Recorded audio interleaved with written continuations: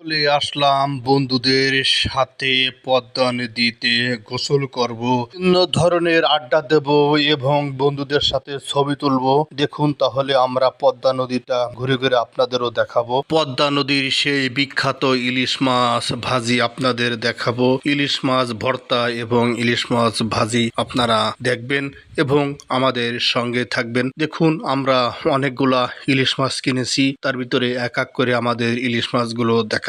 আপনারা আসলে অবশ্যই ইলিশ মাছ দামাদামি করে নেবেন এবং খাবারের কোন দাম সেটা আপনারা দামাদামি করেই ইলিশ মাছ কিনবেন অথবা ভাজি করবেন বা লেজ ভর্তা করবেন, যাই কিছু করেন না কেন দামাদামি করে নেবেন। আমরা এসেছিলাম বন্ধু মহল হোটেল অ্যান্ড রেস্টুরেন্টে, এখানে আসলাম, এসে আমরা ইলিশ মাছ ভাজি একসাথে করলাম। ইলিশ মাছগুলো কাটা হয়েছে বা পরিষ্কার হয়ে গেছে, ধোয়ার পালা চলছে।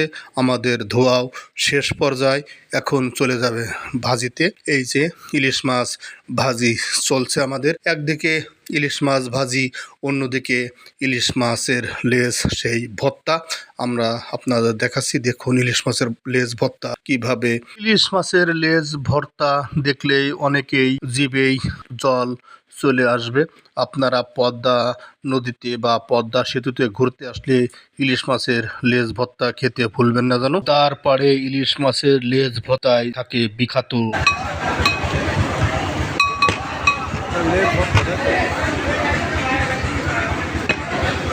গেছে আমাদের লেজ ভর্তা প্লাস ইলিশ মাছ ভাজি। এই পাশে চলছে আমাদের সেই বিখ্যাত সেই সালাদ, যে সালাদ না খেলেই নয়, কিন্তু সালাতের দামটা আপনারা শুনে নেবেন, নেওয়ার পরেই না খাবেন। সালাতের সাথে কি কি আছে সেটা আপনাদের আমি পরের ভিডিও জানাই দেব। শুধুমাত্র যশোর থেকে আমরা এখানে বন্ধুরা এসেছি পদ্মার ইলিশ মাছ ভাজি এবং লেজ ভর্তা খাওয়ার উদ্দেশ্যে।